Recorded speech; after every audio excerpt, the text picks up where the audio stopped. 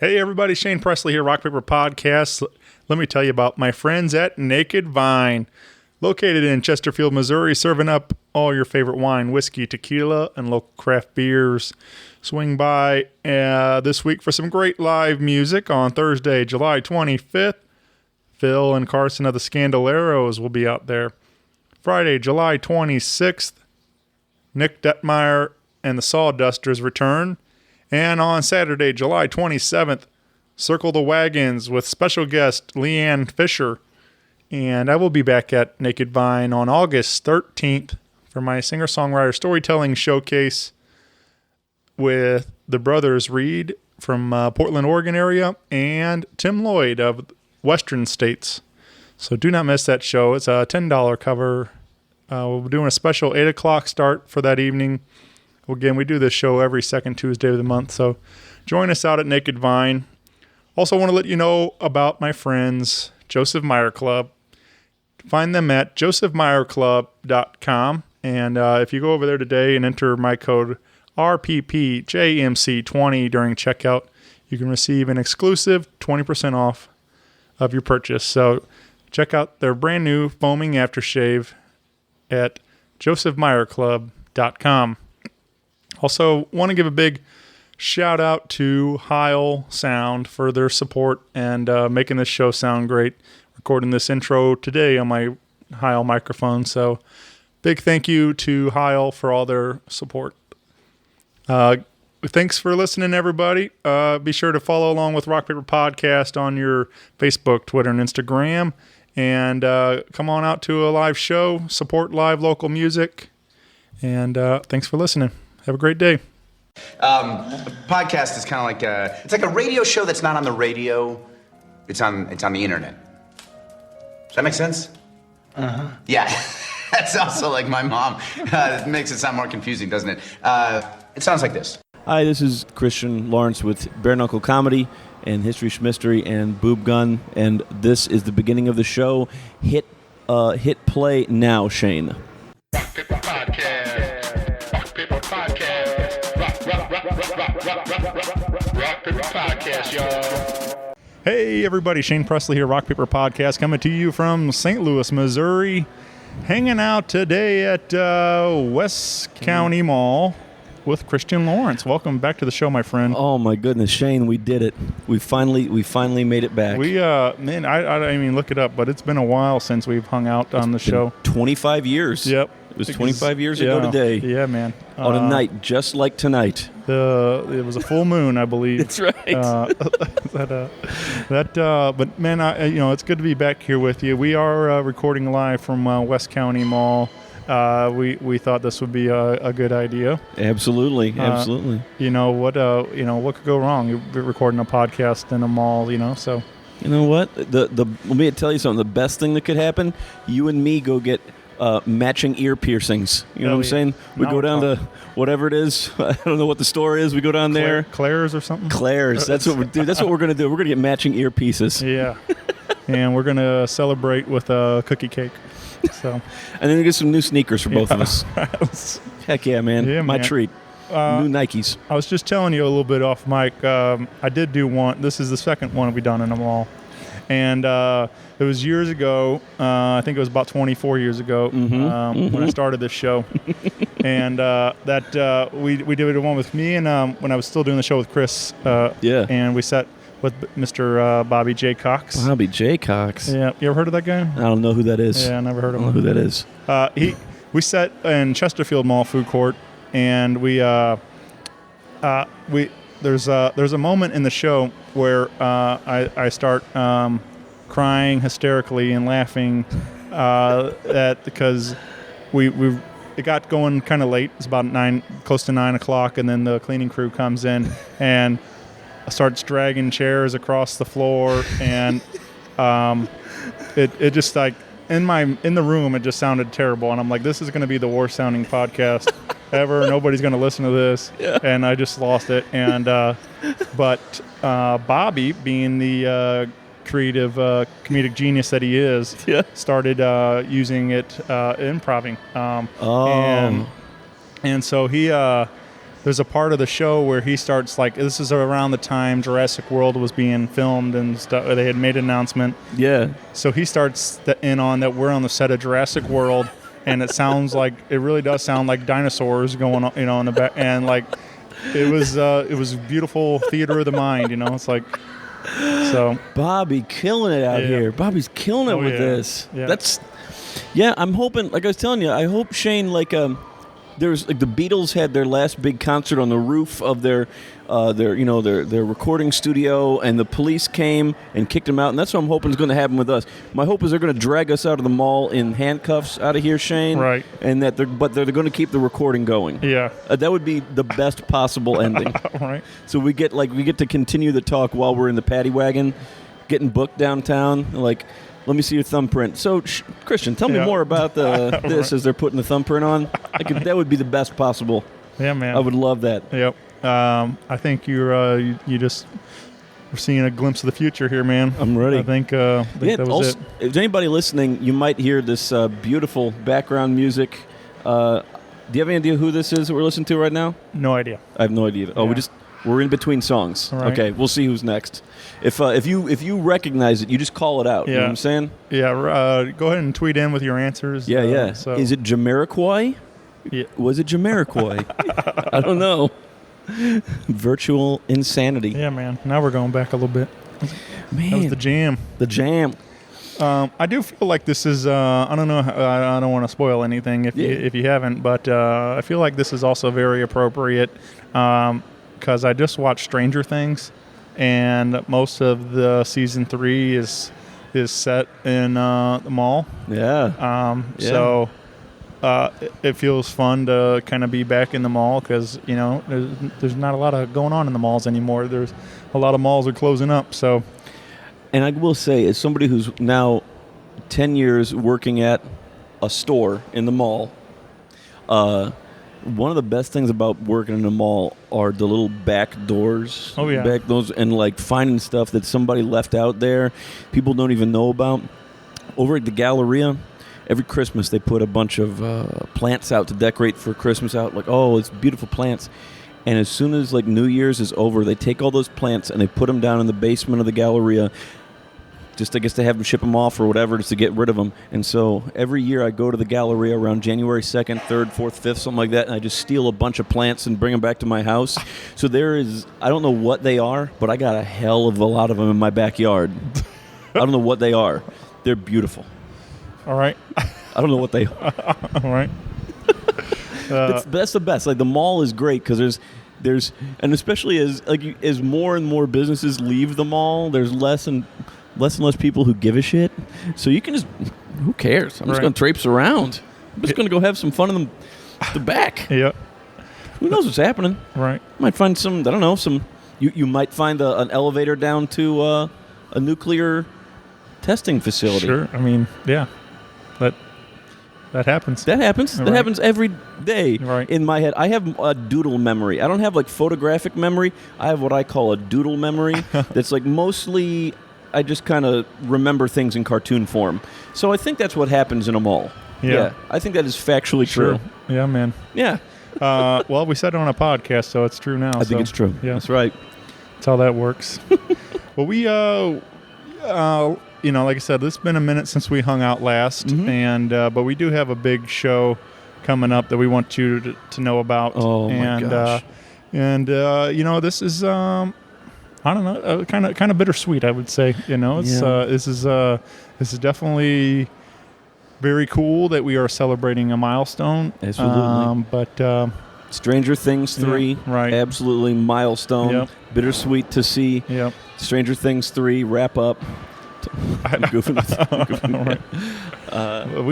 We have a big show, Bare Knuckle Comedy, 10th anniversary show happening at the Ready Room Friday night, July 26th. Mm-hmm. So grab your tickets, come out there. Yeah, man, it's crazy. Like, it's, as far as I know, it's the longest running independent comedy show in the city, but it's also like the longest running like circus that's managed by one ringleader.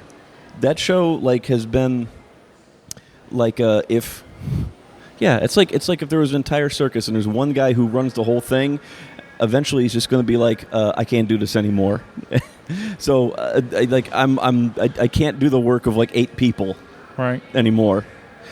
An interesting thing, like how when you start to get into this stuff, how much of it becomes less about what you get into it for, comedy, and more into like promotion and stuff like that. And you know what that's all about, because you're trying to promote your podcast, all that kind of stuff.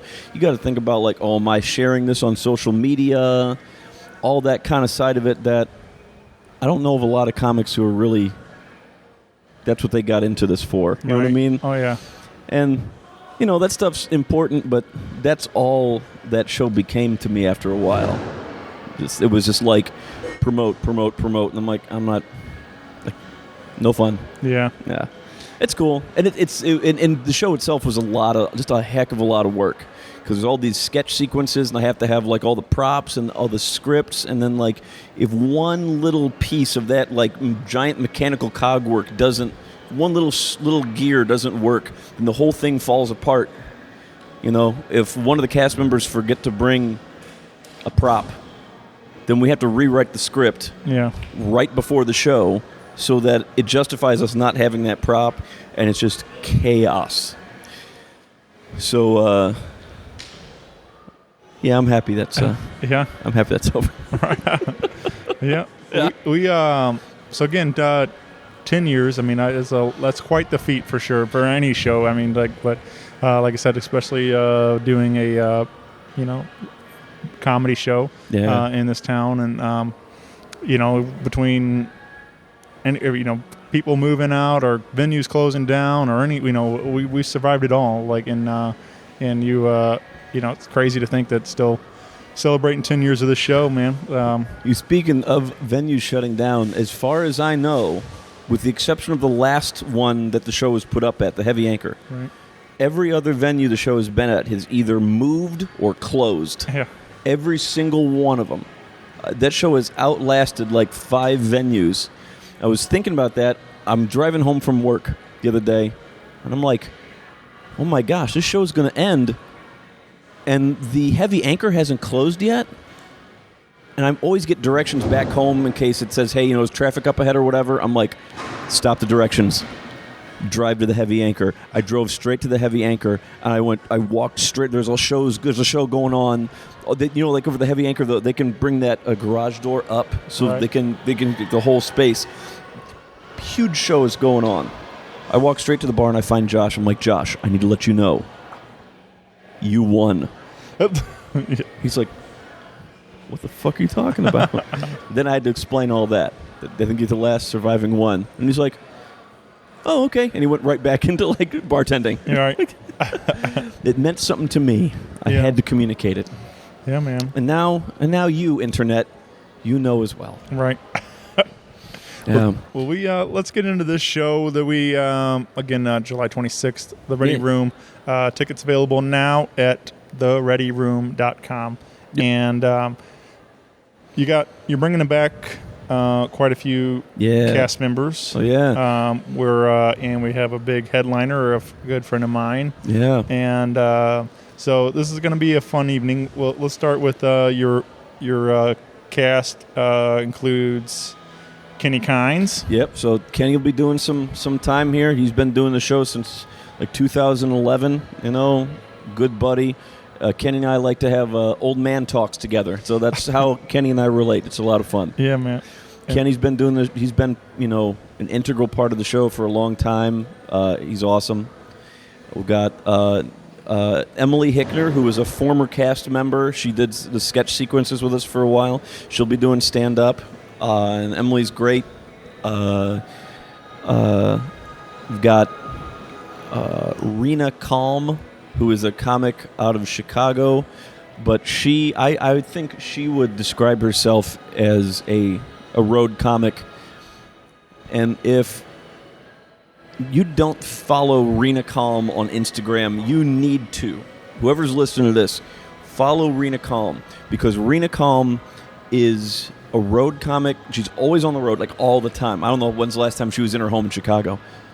But she recently made a custom-made bed for her car. She cut it out of foam. She has these sheets on it. She made a bed that fits perfectly into the back of her car.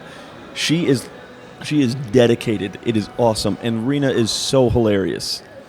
Even if our headliner wasn't here, even if our headliner wasn't coming, she'd come to this for Reena because she is hilarious. Yeah, man. It's a goofus. And then, Nick Vatterott's going to be the headliner, and Nick he performed on the 5th anniversary show 5 years ago. I think that's 5 years ago. 5 and 5, 10. Well, my math might be wrong on that one, but I think Carry the 2. Yeah. Nope.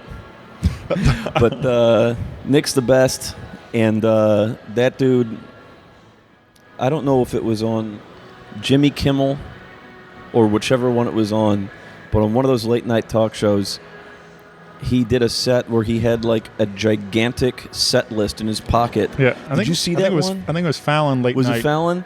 That was one of the funniest things I've ever seen in my life. Yeah, that one's brilliant, man. That was, and then that dude, like honestly, him. There's another comic out of L.A. named Ian Abramson.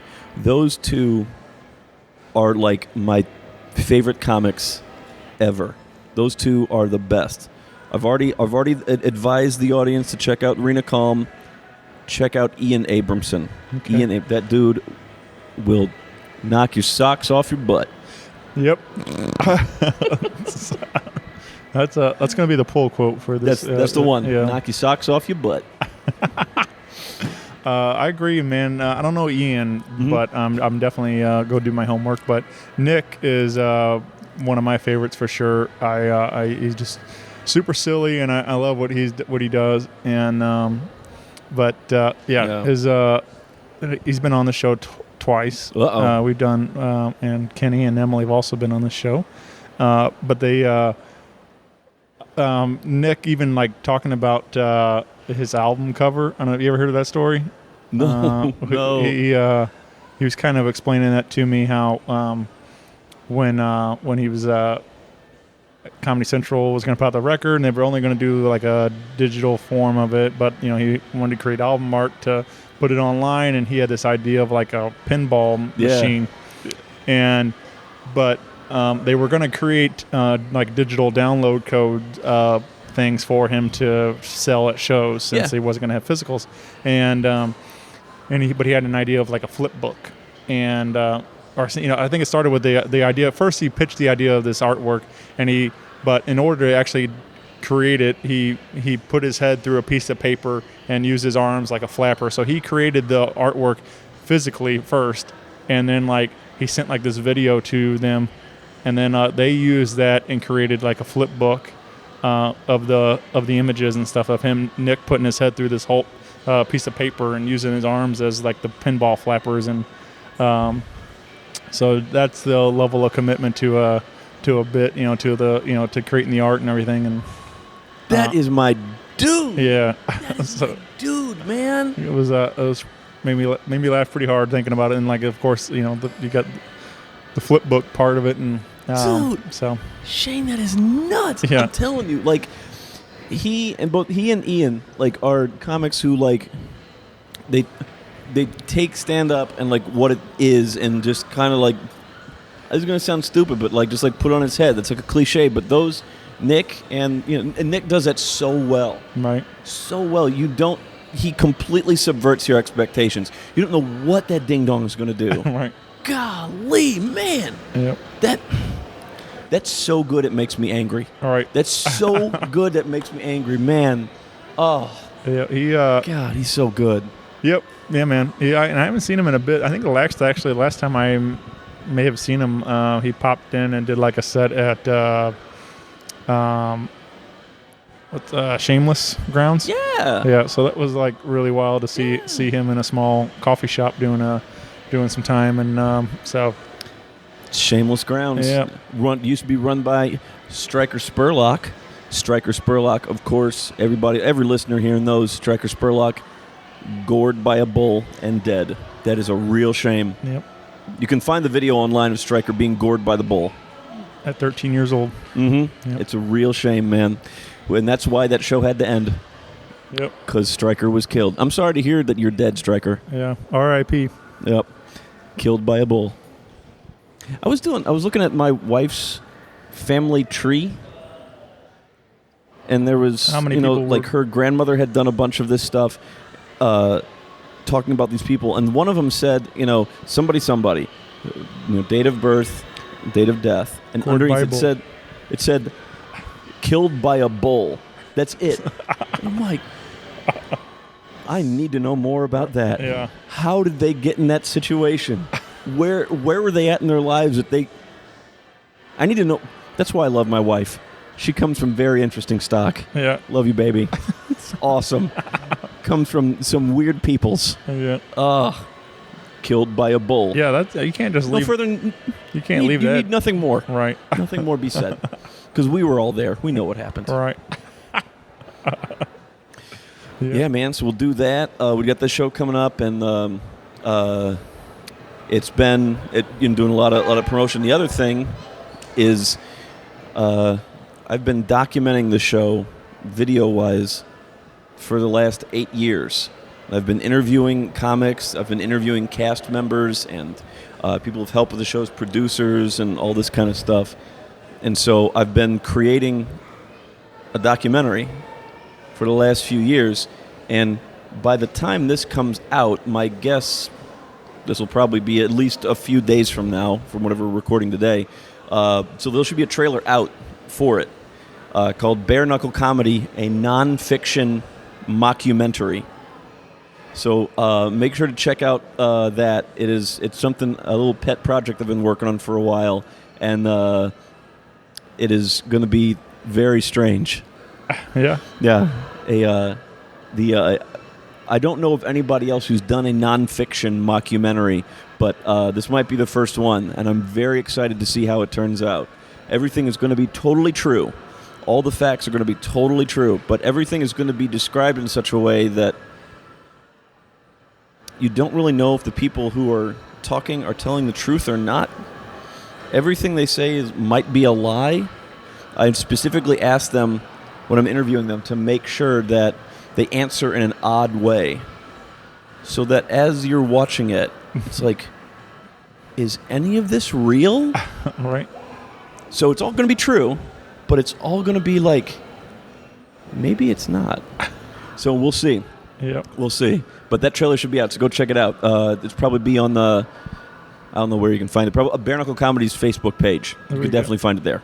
Yep. Yeah. Well, cool, man. Yeah, get involved there and keep an eye out.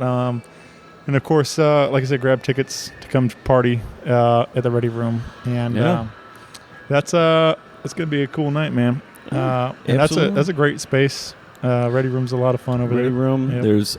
I have never seen one wild horse run through that place ever, and that's just a mark of distinction. Right. Like I said, Bare Knuckle Comedy's been we've blown through several different venues, and let me tell you something. Especially Brant's used to be on the Loop there, little restaurant there, nonstop. Every time I got a comedian up on stage, I'm trying to get them stage time. Always 5 or 6 horses just running through Brant's. I just wish I could stop it. I'm very it's a quality place, the Ready Room. Yeah. No horses, no raccoons, nothing like that. Right. Quality. Yep. Yep. Running top-notch venue over there. Oh man, they do a good job. Yep.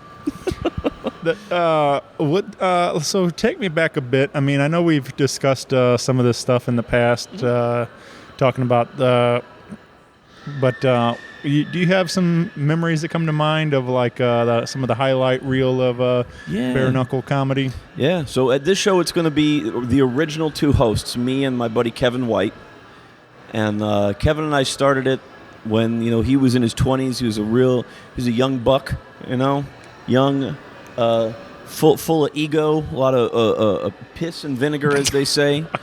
And I was already, almost 10 years older than him, so I was already about 70 when the show started. And so I, discovering, well, I'll put it to you this way. Shane, have you ever seen, the first season of Saturday Night Live? Have you ever watched that before? I don't know if I, actually watched every episode, but definitely watched a lot of it. Sure. I went back a little bit ago and watched Saturday Night Live from season 1 onward, and the first season is one of the weirdest, dumbest things I've ever seen in my life. Yeah, and kid listener back home, security guy. We're here in the mall. Security guy came back here. He came up with some gumption, and I think he was going to try to shut us down, but we're hoping just to kind of keep cool. Okay, I think he went on the escalator. I had to flash my badge. Yeah. He pulled out a gun. He shot Shane. That's a shame. I'm going to keep. This is my show now. Hey, what's going on, Rock Paper Podcast? All we talk about is spaghetti now. From here on out, Rock Paper Spaghetti Cast. That's what it's called now. But the early shows were great because we didn't know what the hell we were doing, and like there was a bunch of comics. Like the only game in town was the Funny Bone. There was nothing else really. Right. As far as I know, there weren't a lot of independent stand-up shows. So we're like, hey, Funny Bone doesn't like you. Come do this show. You don't like you, or like, hey, you're doing something that's not exactly stand-up. You're doing character work or something. Come do this show. And it was just there was nothing. There was no structure. There was nothing. It was just wild shit. It was just crazy stuff. Yeah, man. And I miss that in a way because once you get locked into something like that, like now that Saturday Night Live, you know what Saturday Night Live is like now. You could probably, like, you could watch the beats. You could be like, oh, they're about to have their, you even know like what they're going to say. Somebody's here. We're going to have a great show. Stay tuned. And they cut, right? It's all the same.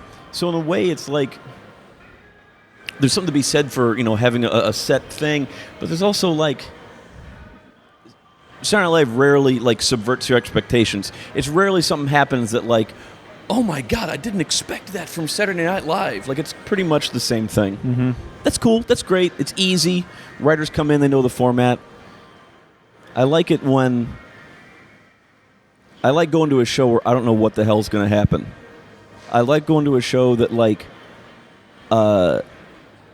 I don't like.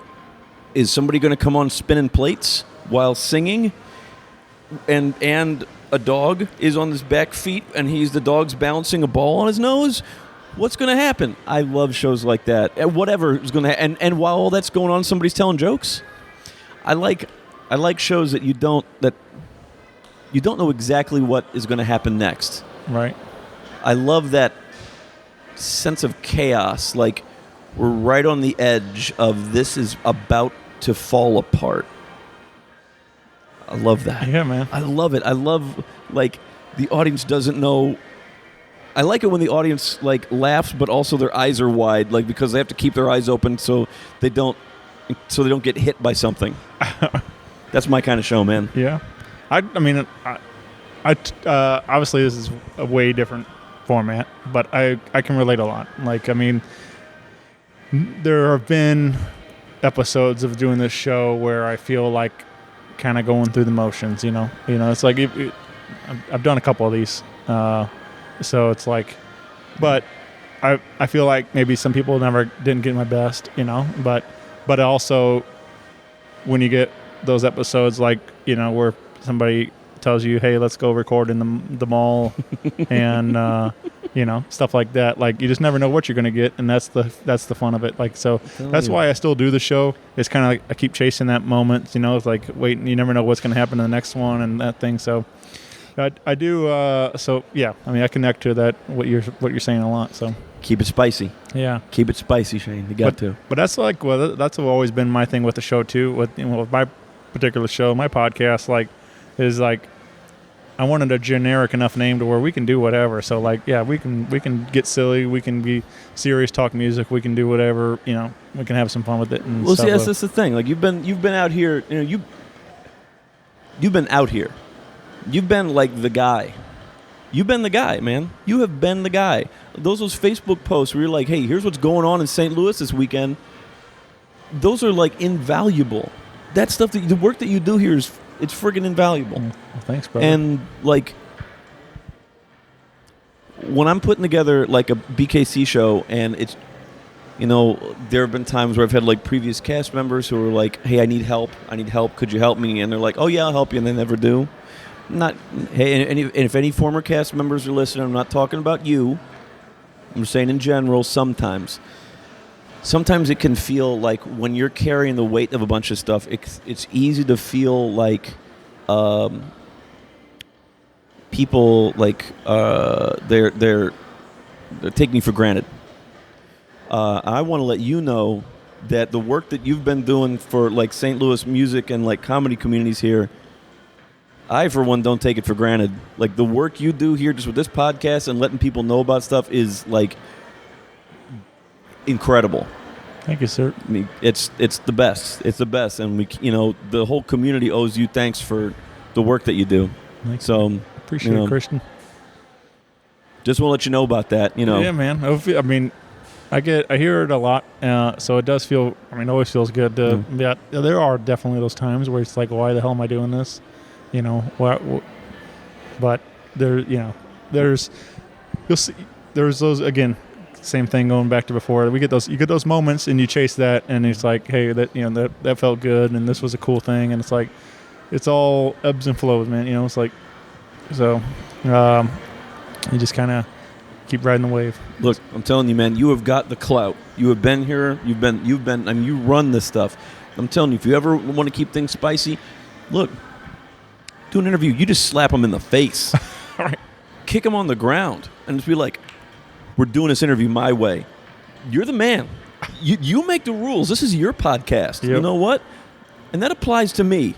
If you need to slap me right now, I wouldn't. That's fine. You do what you got to do. A couple times already. So okay. Well, I mean, I just want you to know, you have the power, Shane. You do what makes you feel right, alive. Yeah, man. That includes shooting someone. I find that okay. We should probably not say that so loud. Probably shouldn't say that in the mall, but right. You know what? What's the worst going to happen? Yeah, I mean, that guy... I'm already on 3 no-fly lists. Yeah.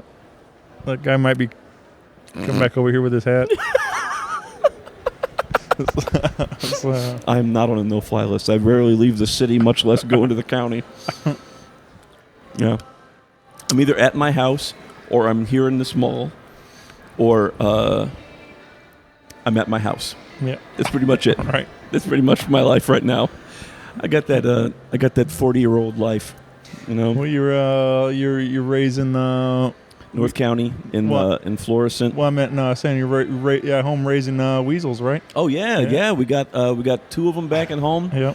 And one of my coworkers, he had to take a trip, and he had 2 ferrets. Oh, ferrets. Yeah. And he goes, "Oh, you know what? Would you mind taking care of mine?" I'm like, "Oh yeah, man, no sweat, we got you." Because our house is ferret proof. Because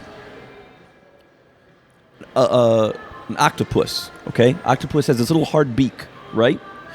If an octopus can get its hard beak through something, the rest of them just goes through, right? It's like he's liquid. Very similar with ferrets. If they can get their little bony skulls through something, the rest of them just goes through like a liquid. Now, the 2 that I have, I'm getting excited here. I'm sorry. I'm talking about weasels now. I love these guys. My 2 I have they're males, a little bit older. I kind of, I just want a nap. We'll play around every so often, but mostly I just want a nap. Very cool. Love those guys. The 2 that my coworker I was taking care of, 2 younger ones, little babies, female, a little bit smaller, much more vivacious. These little creatures got through like every hole in my house. They almost like were getting into like the floorboards and going underneath the floor and they could have gotten anywhere. Like I had to like run after them and keep my eyes on them. Like I didn't know weasels could get that fast. All right. Golly, those are some wild little animals. They go so fast and they're so small and like liquid, and you just gotta like scoop them up all the time. It's weird, man. You ever had one? No. It's intense. I have a bunch of other critters around the house. Yeah. Goat? No goat. I did have a goat years ago. Really? Yeah. What was his name? Rambo. Rambo, that's awesome. Yeah.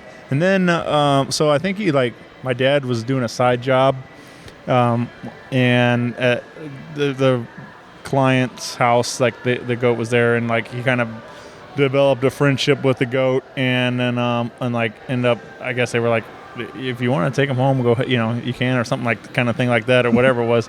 So he ended up coming home with us and being our pet. And then one day he got in my dad's truck, and my dad was in construction, and he ate a bunch of blueprints. And my dad wasn't very happy about that. And, I'm sure he wasn't. And I think he went back home to his house. So after that, But yeah, we had a goat. I currently have a ball python, a bearded dragon, 2 dogs, and 2 fish. Man, you got the menagerie over here. So yeah, I got a couple.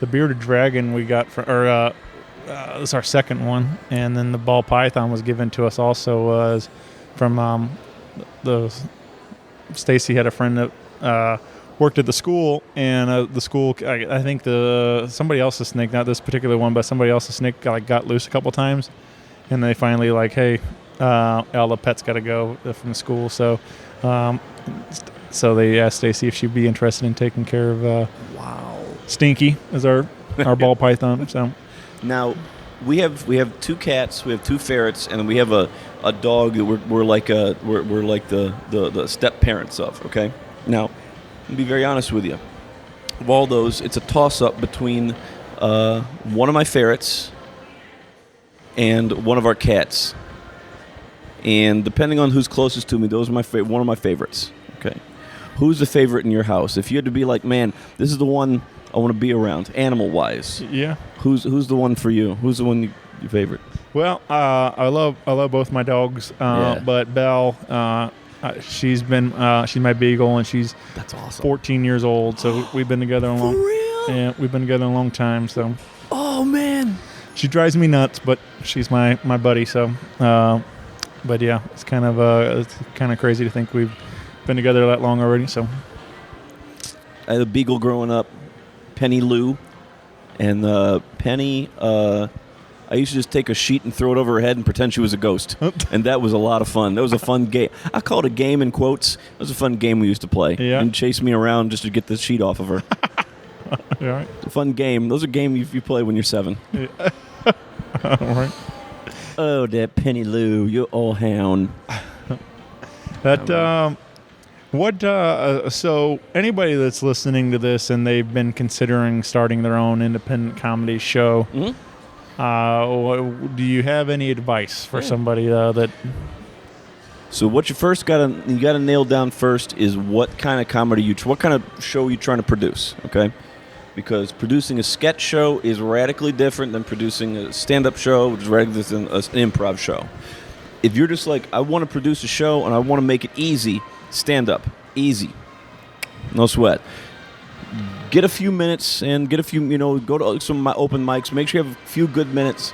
And then all you have to do is get a mic and a speaker and a mic stand and a venue. That's all you got to do. And then you just do your 5 minutes or whatever. And then you put them up and just cycle through the comics. Easy. It's the easiest thing on the face of the earth. Easy.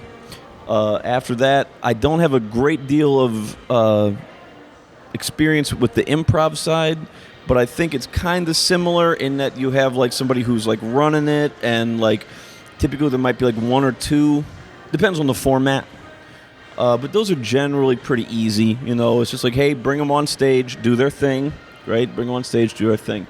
If you're thinking about producing a sketch comedy show, you need to really re-examine your life, okay? Because this is the dumbest thing you could possibly do, because it is. So, for example, let's say I'm doing stand-up, right? Hypothetical, hasn't happened in 15 years. I'm doing stand-up, and I realize, the crowd is not feeling what I'm saying. I can switch up. Great.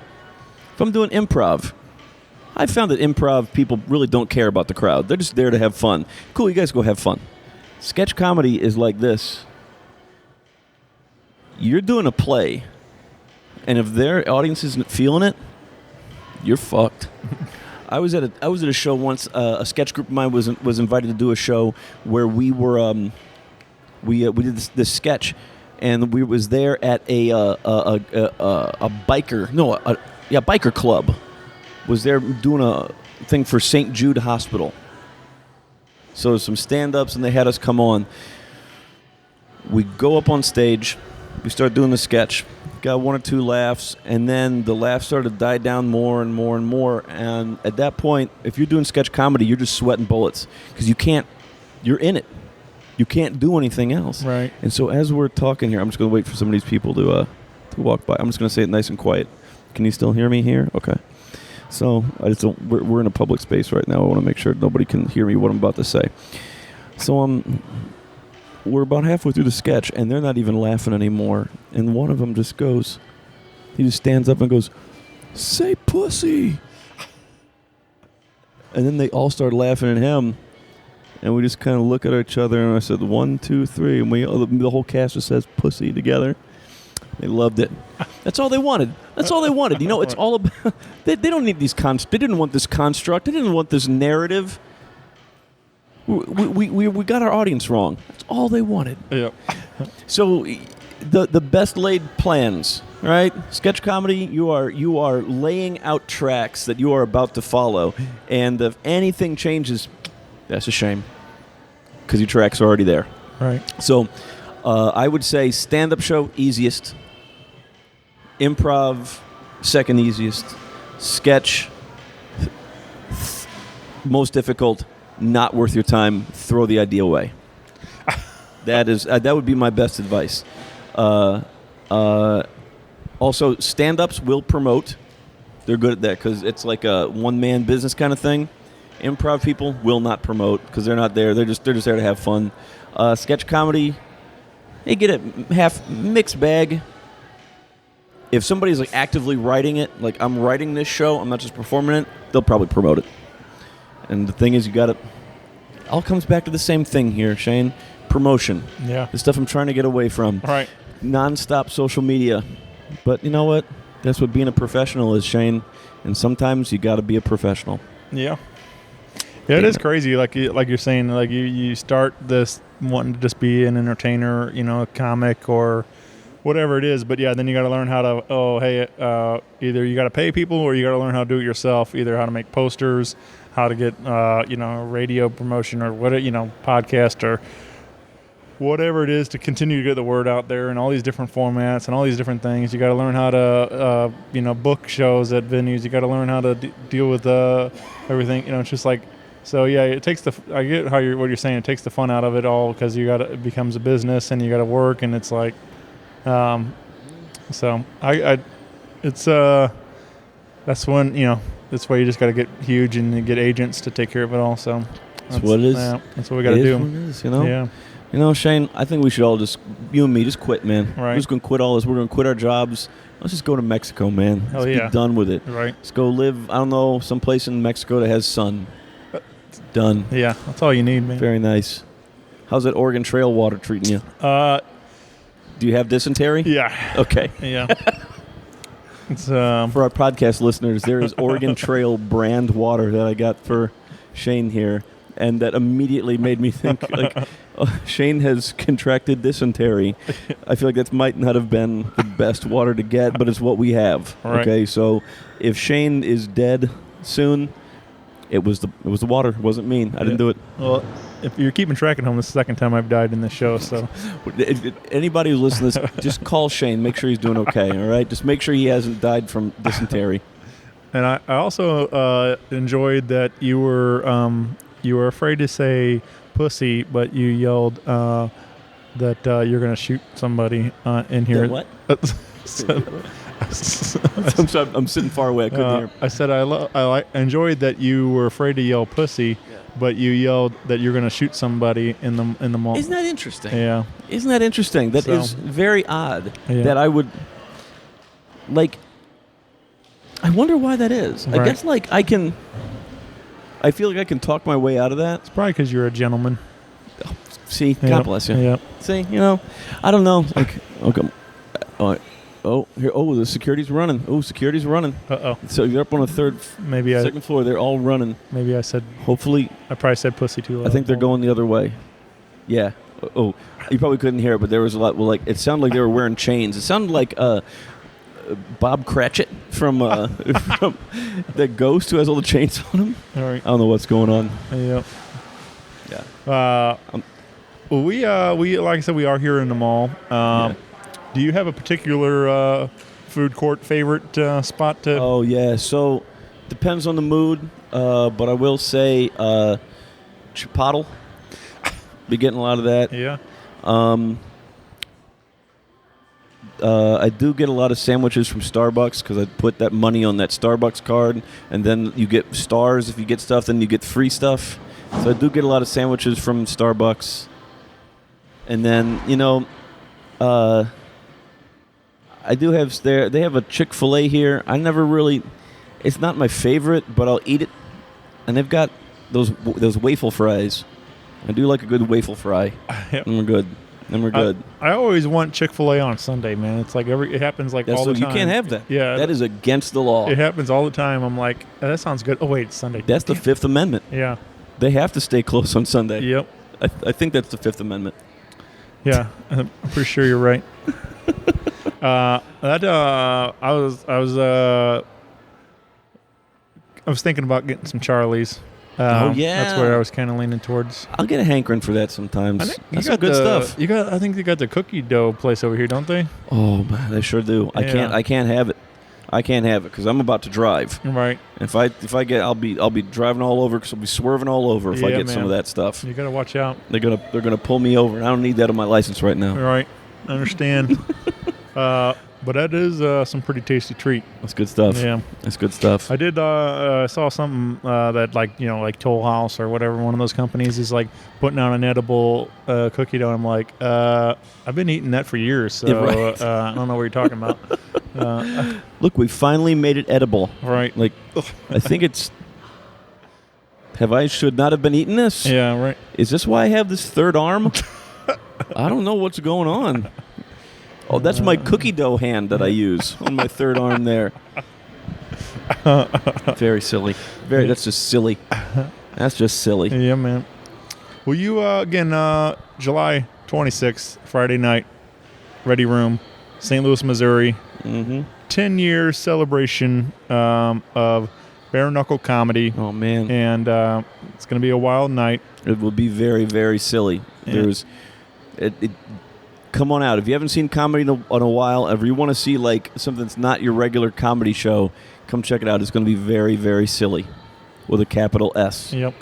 Silly. And this is, you guys wrote that it's the final show. So what is next then for Christian? So I'll keep doing History Schmistery. That's a show that I run where stand-up comics perform as a historical figure in costume, in character. So we've had like Thomas Edison, who was actually Brandon Judd.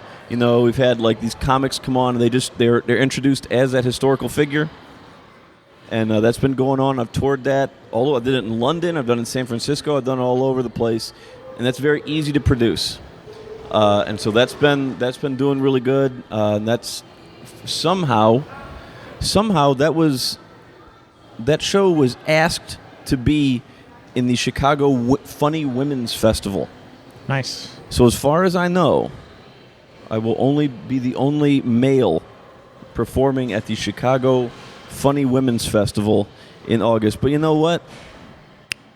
It's not my festival. Yeah. They asked me to. Que sera, sera, So they'll do that. And then we'll head back to London, and probably in September we'll probably put it up over there again. And then just wherever I happen to go, just like put it up, from over in San Francisco or whatever, just put that show up because it's a lot of fun. And it gives comics like, you're forced to write new material. And they're forced to try things that maybe they wouldn't have an opportunity to do. And comics who've done the show before, like they realize, oh my God, this is so much fun doing this. So Stryker Spurlock did... he's a comic in town. He did Jack the Ripper, but he did Jack the Ripper in the vein of Woody Allen. Okay. Like it was obviously like a Woody Allen voice and everything, but he did that several times. And Ella Fritz, another comic, did John Benet Ramsey. And so she was John Benet Ramsey several times outside of History Schmistery. So that show will continue. And there's a show I run called Boob Gun, which is a character work and sometimes a stand-up showcase where me and my co-host, Annalicia Coker, will do like if we just have like a bug up our butt, we want to try like a crazy character out. I want to write this weird thing that's just throw it. Just throw it in there and see what happens. That's the crazy show. Whatever it is, I just want to try something out. Do it there. Yeah. And then my continued fight against the Gorgon. I will one day I will defeat the Gorgon in single-handed battle. I haven't defeated the Gorgon yet, but I will win. But those are mostly what's been going on, those three things. Yep. Yep. Well, yeah, man, we're keeping busy. So, yeah, we get involved with all things That's right. Christian online there. You can find Boob Gun on Facebook and History Schmistery. Yeah, so, at Schmistery. There's no C in that. SH Schmistery and at Boob Gun. Wherever you go, you find all that stuff. Check it out. There we all go. All that's dumb. that's the sales pitch right there. That's right. Yeah, man. Well, very cool, brother. I appreciate you taking the time to do this. Big shout out to West County Mall for their hospitality. Man, we're over here by Nordstrom's here. There's the E-Bar over here. They have been good to us, and unfortunately, it looks like we're not going to be kicked out by security. Thanks to the E-Bar for the dysentery. And, hey, appreciate it. And the soundtrack today provided by Lord, I heard, Royal. So nice. we'll give her a plug, too. Nice. So she don't sue us. So, yeah, man. Got this. Well, let's get out of here. Let's go get some of those waffle fries. Yes. Yeah, man. Waffles. Got to get them. Right on, Shane. All right. Thanks, buddy. Thanks, man. Thanks, everybody. Bye. Hey, this is Kevin Casey White, and you're listening to Rock Paper Podcast. Hey, everybody. Shane Presley here, Rock Paper Podcast, coming to you from St. Louis, Missouri. Hanging out today on the phone. This is first for the show with Kevin White. Welcome to the show, my friend. Hello. How's it going? Thanks for having me, man. I hope I sound good and clear. And I'm on a sidewalk. I'm in New York right now. A lot of cars honking. It's 100 degrees. I'm sweating bullets. I hope the audio's good. Yeah, man. We're all sweating here in St. Louis too. It's been incredibly hot. So Damn. I can relate with that for sure. But it's a hot one, man. Oh yeah. Hey, a little Rob Thomas for you today. Yeah, cue that in. I don't know how you. I don't know if you do music cues, but cue that in. Right. But yeah, man, I'm glad to be talking with you. We've been friendly for a long time, but this is the first time I think we've really properly got to talk and have a conversation. So, Shay, you're like one of those. You're like a St. Louis pop culture like savants of like you're like one of these people that you're just always at all these things. So I've seen you around a million times. We've had the odd head nod or hey man, how's it going? But I don't know if you've ever had any. Too much FaceTime. I know you've definitely been to the show before, and I've definitely seen you out and about. right. You're very, very active socially like that. But, yeah, I don't know if you've ever really picked each other's brains. Yeah, but It's surprising to me. Yeah, well, I'm glad it's happening finally. I do have some pretty iconic Kevin White moments that come to mind when I think of you and your comedy. And the biggest one I wanted to talk about, I think has actually already been 5 years ago, I looked it up, and it's nuts to think about that it's been that long. But you performed at Foam one night with Sean Patton. And oh, no, you were at that show? Oh, no. In June 2014. That wasn't a great gig for me. Let's go. What is it? What? Well, so Sean crushed it, though. Like, that was one of my favorite performances by him. But the moment that comes to mind with you, as you alluded to, where you were struggling a little bit, and all of a sudden your shirt comes off, and you're yelling at the audience, and and I laughed so hard that cracked me up, man. Oh, it did. Oh boy, in my mind, I remember that as a rough night. Okay, so here's what happened from my perspective. Right, I'm on stage, and I'm going to preface this with a lot of this is a lot to blame for. This is the indignance of just being like young and kind of cocky, I think. Right, so I'm on stage, and the comic before me, Zach Snowtower's super funny LA comic. He's also a St. Louis native. Check him out. He's wonderful. But he had a lot of family at the show. Yeah, friend of the show too. Family at the show.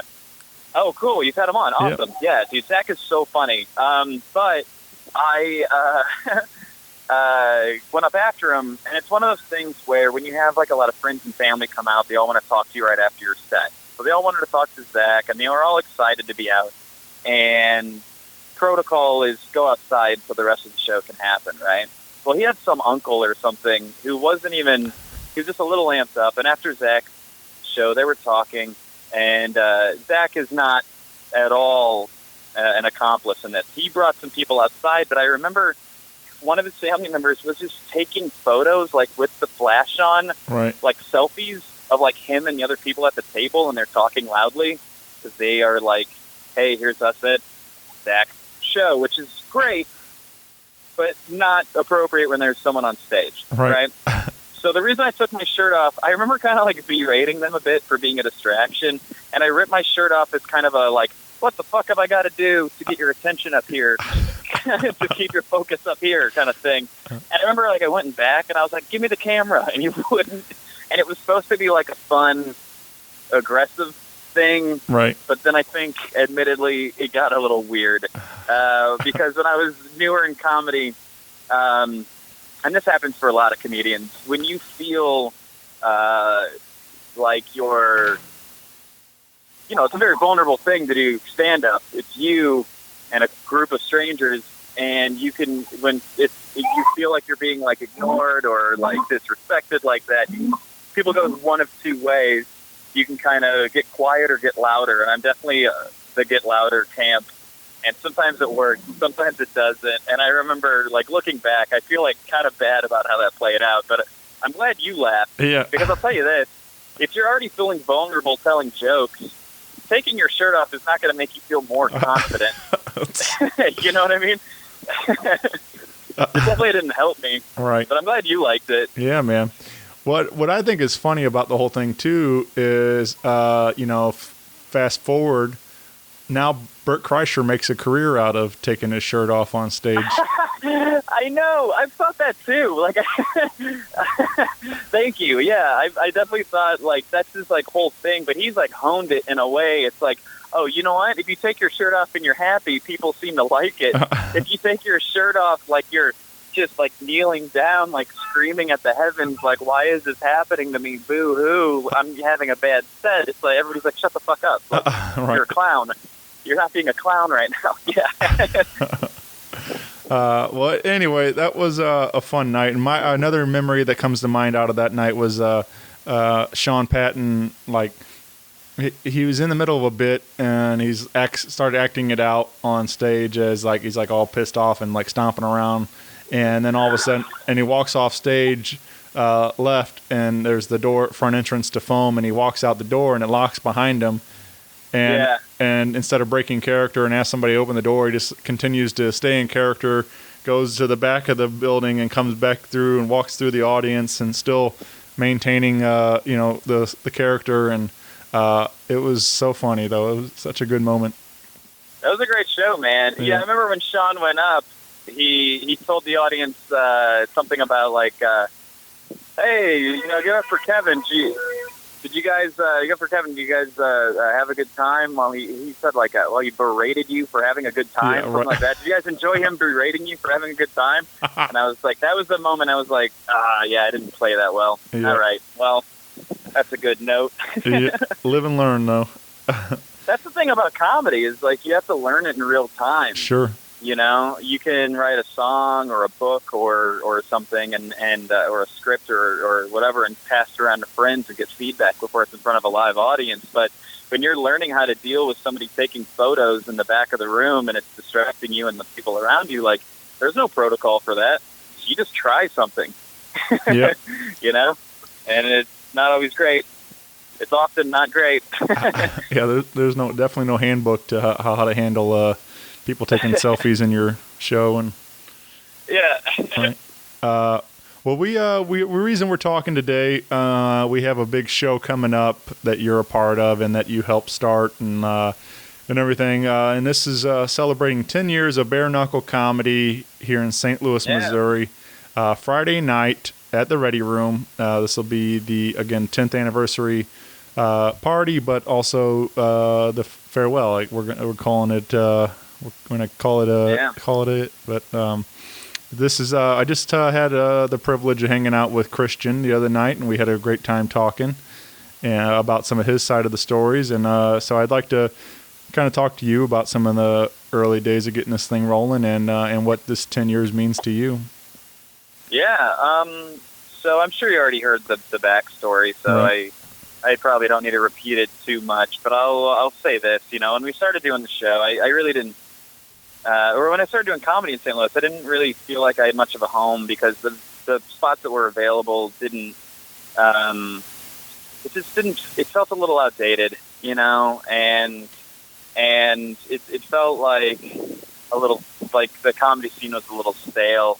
And I remember just hearing about these weird independent shows in like New York and LA where people are doing crazy characters. Like you hear about like everybody knows Maria Bamford now, but like at the time it was like, who's this freak? You know what I mean? Like, who are these people? Like people like that. And I'm not the altiest of comedians, but I just always found that so entertaining as opposed to what you got all the time, which was a lot of like, dude, middle-aged dude talking about how he hates his wife, Right. kind of thing.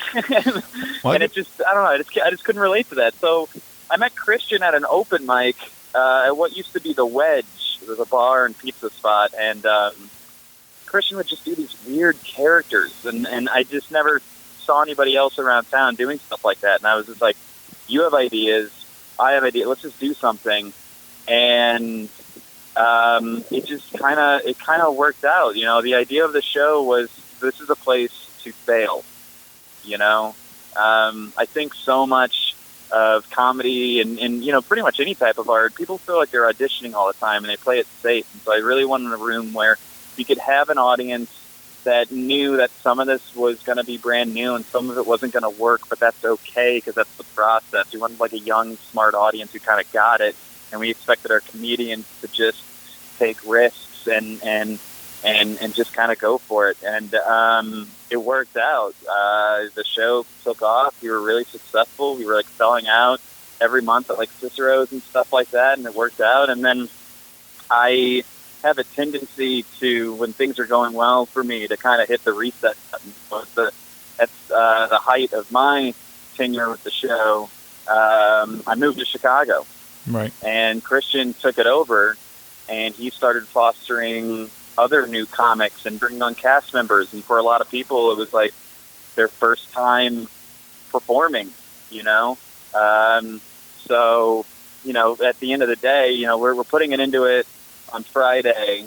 But I just, I don't know, man. It's like this weird nostalgic thing, but it's also like a sense of accomplishment where I've had like people tell me like, that was my first. We would bring down out-of-town comedians from like Chicago and other cities. They told me we were the first out-of-town show, or the first show that they did where they got paid, or local talent has told me it's their first time on stage, or the first time they learned how to write sketch comedy. And it's like, you know what? Like, this is going to sound a little cheesy, but we did something that helped the community. And even though we've done like a bunch of bad shows, we've also done a bunch of good shows. And I don't know, man, I'm just like really proud of it. And I'm really excited to come down and just kind of give it a Viking funeral and, and send it off. Yeah.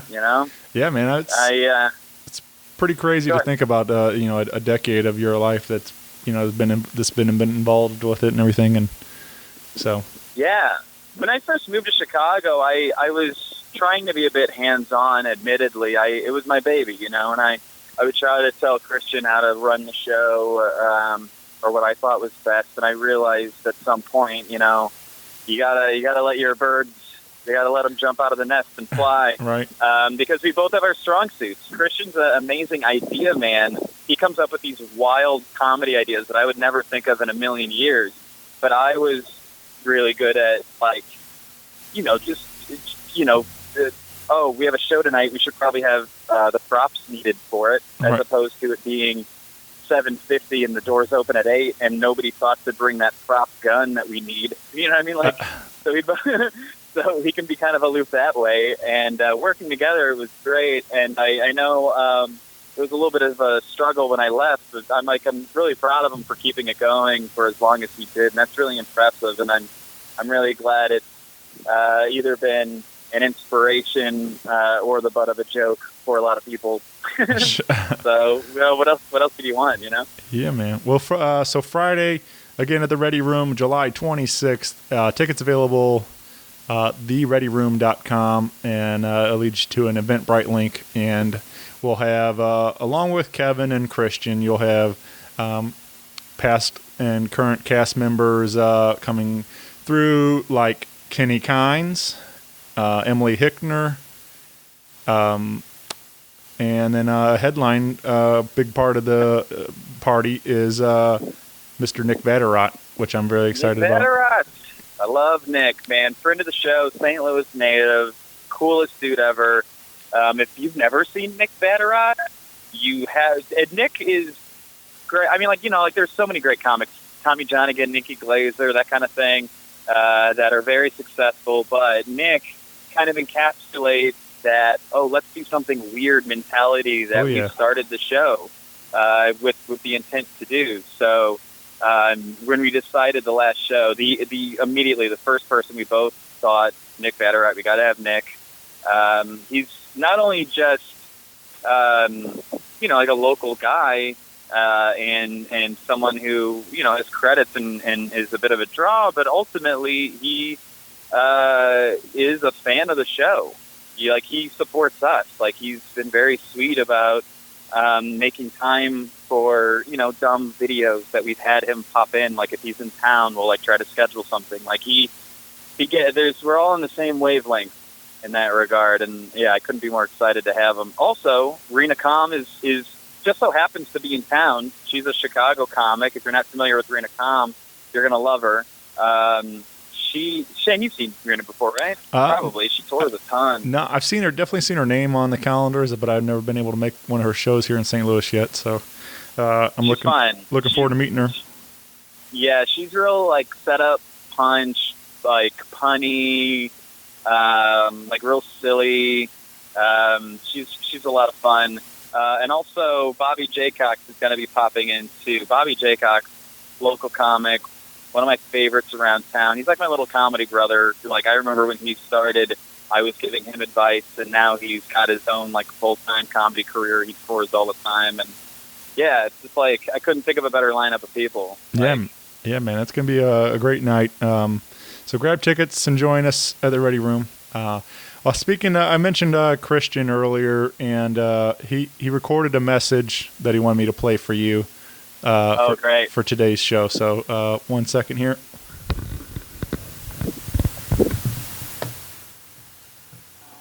Tron ball game. Could you hear that? Tron ball game? Yeah, that's what he wanted me to tell you. Is that supposed to be a code for something? I don't know. He acted like you would get it, but I guess not. I know. No, I mean, okay. So this is what I'm talking about what a weirdo outside the box kind of guy Christian is. Right. This could either be a direct reference to a joke that I forgot, because Christian is a collector. He collects memories. Everything of anything we've ever done together and anything he's done, he keeps. And he has such a vast knowledge of jokes that there's a very good chance that I just don't know the reference. What I'm thinking it actually is Christian loves to confuse people. And I feel like this is 100% a trap that he laid for me to have to talk myself out of, which I'm doing, because I know that would delight him, because I don't know, because he's a sick man, and he doesn't. He likes to watch me squirm. What? I'm gonna. That was bullshit. That means nothing. I feel very confident in telling you that means absolutely nothing, and he just picked random words in his head. All right, that sounds like him. But you mentioned being a collector, and I think that that's spot on because like I've been following along on Facebook and stuff, and he's just been flooding the internet with all these old pictures and moments, and it's been really cool to kind of look back over the 10 years and seeing some of these highlights along the way. Yeah, that man's a lunatic. So he's like a real big kind of computer nerd. He works like he's like massive computers in his house of just, I don't know how computer storage is broken down, but he's like, that's 500 terabytes. And he's just like, he's one of those people who's like recording his entire life. You know what I mean? I don't know. I say one of those people like that's normal. This is more of like a neurotic Howard Hughes thing about him. He's definitely holed up in his home, watching old archival footage of things that he's done in the past, peeing mason jars, wearing Kleenex boxes on his feet, walking around. I mean, the man's a fucking lunatic. But I love him to death. But yeah, dude, he's throwing all these. All week he's been putting out all these pictures of just like, here's some of my old cast members and stuff to kind of promote the show. But he's been working on a documentary about the show the entire time he's been doing it. Yeah. Like, we interviewed people back when I lived in St. Louis. So let's talk like 8 years ago, maybe 7 years ago. And we just recorded some interviews just as like to put together a little commercial to kind of promote the show. Well, that didn't happen because we're all great at slacking off. But he kept them, and now he's making a documentary. He showed me little snippets. It actually looked really good. But the idea of the documentary is that it's a nonfiction mockumentary. So there's going to be some truth in there. There's going to be some flat-out lies in there. I think the goal, at least last time we spoke, the goal was that you're watching it and you're not sure what's real and what's fake. We'll see if we pull that off. All right. But he's, I don't know. I don't want to repeat myself, but like, he's insane. Who does this? Why would anybody dedicate so much time to this? I don't know. Sure. But I'm happy to see the end result. Yep. And the title of that documentary is going to be Tron Baseball. Tron Ball Game. Tron Baseball. Yeah. Tron Ball Game. Here it is. That's what it all comes full circle. Yeah. Well, we like I said, the party's Friday. What else are you excited about coming home to St. Louis? Is there any particular definitely toasted ravioli, gooey butter cake, Emo's pizza, all things I can't get other places. You're gonna put the gooey butter cake on the Emo's pizza. Yeah, and then you put a couple T-Ravs on there, and you have a heart attack. Yeah, man. I am. Yeah, but I mean, I'll tell you this. I wish I could come to town more. When I lived in Chicago, I was able to come down a bit more frequently, but living in New York, it's expensive to fly out, so it's not as easy. Mm-hmm. And I feel bad because I can only spend so many days before I got to get back. And like everybody hits you up, and like everybody wants to hang out with you, and it's a hard thing to juggle. Because aside from being in town and seeing people, I also have to rehearse the show for Friday. I have some stand-up spots I'm going to be doing. I'm going to be doing Arguments and Grievances that Thursday at Brennan. Nice. So come out to a show if you want to hang out with me. But during the daytime, I don't, I'm going to be reworking a script. I'm going to be buying props. I'm going to be running around and stuff. And so that's something I'm excited about and also dreading is the social aspect of how do I balance all this? How do I tell somebody I haven't seen in several years that, like, I have time for you, but I can only give you, like, 2 hours? That's always something that's a little bit tough. Sure. But I want to see as many of my friends and family and everything as I can. Ideally, come out to something I'm doing. All right. That makes it a lot easier to plan around. Yeah, man. Is there a particular spot in town that you besides the T-Ravs and Emos and all that? Is there a certain other hangout you like to frequent that you're looking forward to? Oh man, so that's a good question because I don't know if I don't know if my old haunts are necessarily still open and stuff like that. But I'll tell you that T-Rabs, I used to live close to Blueberry Hill, so that was just kind of a go-to for me. I would just, but I'm not saying they have the best in town. I think T-Rabs are kind of a hard thing to fuck up, honestly. Right. They're good anywhere. I mean, deep fried. Same with gooey butter cake. I know what I'm about to say is not the best gooey butter cake in town, but my mom used to always bring home gooey butter cake from Schnucks. So that was just kind of what I grew up on and what I'm used to. But I can't think I've never had a bad gooey butter cake. Right. I don't have a specific spot. Well, that's a good question. What other places do I like to go to? I mean, I would go to the Silver Ballroom all the time when I lived there, and I know Chris Ward, him and his lady have Party Bear Pizza and Tiny Chef. I'm glad that's taken off. Those two are amazing, and I love that spot. Is that place smoke-free now, or is it still smoking allowed? I don't know. I have not been to Silver Ballroom, so. Yeah. When I was younger, I didn't give a shit, but now that I'm like in my 30s, I'm trying to be like a little more health conscious. Yeah. Like Chris Ward with his new pizza company, and he's been like comedy adjacent in St. Louis. Super funny guy. I don't think he's ever done stand-up, but he's just one of those people, kind of like you, like he goes out to like a lot of stuff, and he does like his own like alternative kind of version. Like I know he's done like funny music acts and things like that. He did a Loser game show at Heavy Anchor. Oh yeah, Loser. That's what I was trying. I couldn't remember the name. Yeah, he did Loser with Jeremy Essig, for a long time too. Yeah. I was actually a part of episode 1 of that. That was a fun. No way. Yep. That's so cool. That was a good time. I try to keep up to date as what's going on in my hometown. Even though I don't live there anymore, I'm very interested in like how comedy is doing there. I'm still very much invested in the scene, as it were. It's where my roots are, and I whenever somebody starts like a new show, I get excited about it, and I want it to do well.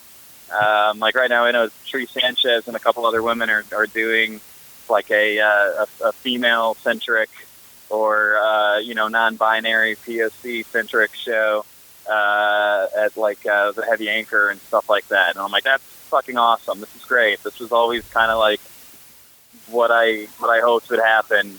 Is it's just like another example of people not having maybe necessarily an outlet. Now they're getting one, and that's super cool and stuff like that. So yeah, for sure, man.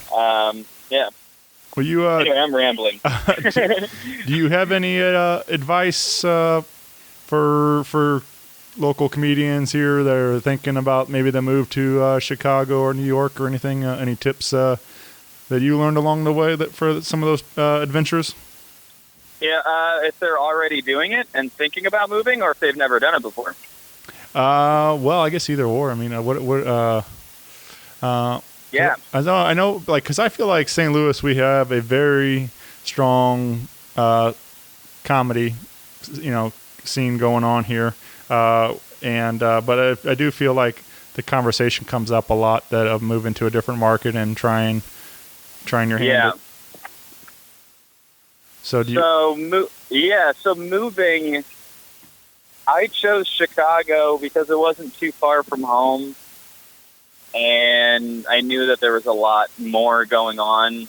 So, like in Chicago, you can get up multiple times a night, every night of the week.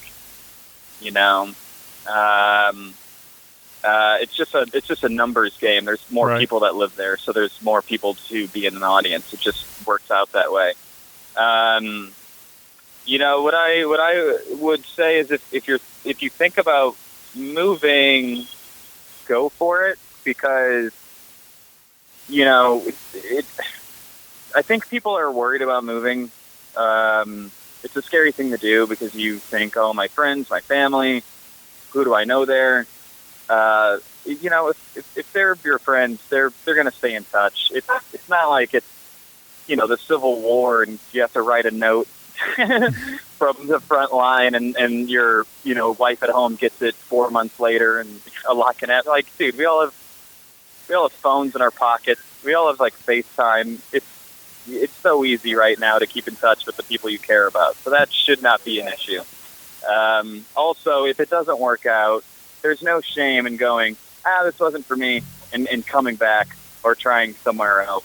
Right. I think people worry. I think they build it up in their head a lot to be scarier than it really is. Go somewhere, give it a year, because that first year is going to suck because it's the new kid in school. You don't have any friends. You feel like an idiot every time you make small talk with somebody. But it's not always going to be like that. You're going to make new friends, and you're going to keep the old ones. Don't let that deter you. I will say this. If you're thinking about moving, set a deadline, a hard deadline. I know people that have talked about moving, whether it be St. Louis or other cities, and they have a dollar amount in mind. Problem with having a dollar amount is something's always going to come up that depletes your funds. So if you go, I'm going to move when I have $10,000, right when you get to $8,000, your car is going to break down. Guaranteed to happen. Sure. And you got to get a new transmission, and now you're down to 5 or whatever it is. So if you set a deadline and you go, all right, October 1st, I'm moving no matter what, then you're going to do it. And you make it work. And that's the biggest piece of advice I can give in regards to actually making the move.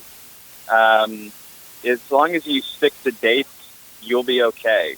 If you're resourceful enough to figure out how to sell the stuff you don't want or need, and how to just kind of consolidate your life in a way that's manageable, then you're smart enough to move to Chicago on $2,000. You'll be okay. Right. You'll be fine. Regarding being new in comedy, and if you've always kind of thought about it, I kind of give the same advice, really. When I did stand-up for the first time, I thought about it for a long time, okay? But I set a deadline. I said, if I don't do it by my birthday next year, then I am a failure to myself, and I'm never going to do it. And I waited last minute. I waited till a week before my birthday of that year to actually do it, but it was because I gave myself that deadline that I was able to do it. Don't worry about, you should worry about jokes, but don't worry about if your jokes are good enough, because they're not. They'll never be good enough if you haven't tried them out in front of people, so it doesn't matter. Just do your best and know it's going to suck, and either you take a liking to it or you don't, and if you don't take a liking to it, that's fine. It's okay to have hobbies that you don't try to cash in on and make a living out of. Right. You can just enjoy something. Yeah. You know what I mean? Not everybody that enjoys gardening is trying to have a show on, HGTV or anything like that. Sometimes people just like to plant shit. Sure. And that's totally cool. Don't confuse the two. That's totally fine. Personally, I when I set the deadline, my birthday was 3 months away, and I think 3 months was a good amount of time to start writing ideas and read literature and blogs and listen to podcasts and all that stuff about how to actually do comedy, how to write a joke, and how to structure things. And you also need to focus on a bit of your third eye. This might sound a little abstract, but when you're out with friends, if you're a funny person and you notice you get laughter when you're talking, don't just go like, oh, I'm funny. You got to go like, okay, well, why do they laugh at that? Because, sometimes you're funny by accident. Sometimes you're funny telling a story. Sometimes you're funny by, like, roasting people. So there's different types of humor and stuff. So kind of focus on what you think your angle is, what seems to get a response. And then when you start toying with that and sitting down to write from that perspective, give yourself a couple months to just kind of build up as many ideas and jokes as you can, so that when your deadline comes, you can go, all right, I'm going to pick the 5 best, assuming it's like a minute. You get a 5-minute open mic. Pick like 3 to 5 that you think are your best, and that's it. But at least you have something. Don't ever try to do it without writing first. Right. Because it's not what you think. I've seen so many open mics where somebody goes up there and their mind goes blank. Yeah. And then they just talk about how the lights are bright. And then they say something that is the first half of a joke, but not the second half, because they don't remember the second half. And then they tell the audience, oh, you didn't like that one? Oh, okay. So now you're being indignant. It doesn't work like that. It doesn't, like. And then you take your shirt there's off. There's a process for a reason. And then you take your shirt off. Yeah, it's a whole. That's the other thing is it never gets easier. You're always experimenting and you're always failing, but you have to live in that failure because, you enjoy victory, but you have to really relish defeat because that's where you learn the most. If you're not comedy is for people to it's humility in live action, right? And so really embrace that. Yeah. So yeah, that was a very long-winded answer, but I believe it to be a good answer. So there you go. Well, and I think it all boils down to don't be afraid to take a chance on yourself. It's like, I think exactly. I get a lot of people ask me, well, how about doing a podcast or whatever and all this stuff, and I'm like, hey, just buy a mic and do it. Like that's, it's the same kind of principle to comedy. If you're thinking about doing it, learn how to do it, go do it. Just take a chance, and if you fail, you fail, but at least you tried it. So. Exactly. That's exactly what it is. A lot of people's biggest fear is public speaking or looking stupid. And dude, the thing is, I've never lost a friend for embarrassing myself. Have you? No, I don't think so.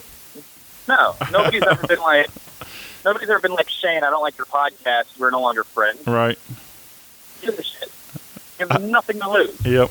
So you literally have nothing to lose. And like I said, let's say tomorrow you got on a major podcast network and you didn't have to work another day in your life or something, great. But even if you didn't, you'd still be doing the podcast because you enjoy it. Right. And like I said, you don't need to cash in on having a project.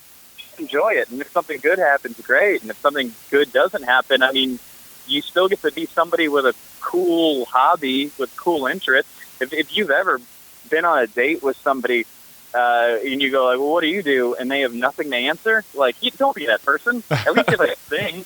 Right. You know what I mean? Like, there's worse faith than being interesting. Right. So, yeah, dude, it's a win-win. You have nothing to lose. Get out there. Yep. Well, Kevin, this has been a ton of fun getting to chat, man, and hopefully we can do it in person soon this weekend, Friday at the Ready Room. Again, that's the big 10th anniversary of Bare Knuckle Comedy. Tickets available right now, so snag some tickets and join us and bring some Emos pizza and toaster Ravs and yes, and we'll have a good time. Please, yes. Shane, you're the best, man. I just want to, since like we said up top, we haven't had too much face time. I just want to say I love what you do. I want more people to just, follow your suit. People need to be cataloging and taking stock of what's going on in the arts community around St. Louis because there's a fucking great one. And I just really appreciate that you shed a light on it, man. I respect what you do. Thanks for having me on, man. Well, thank you, sir. I appreciate your kind words. And I'll see you Friday, my friend. See you, bud. All right. Thanks, Kevin. Bye, bud. See ya. Bye.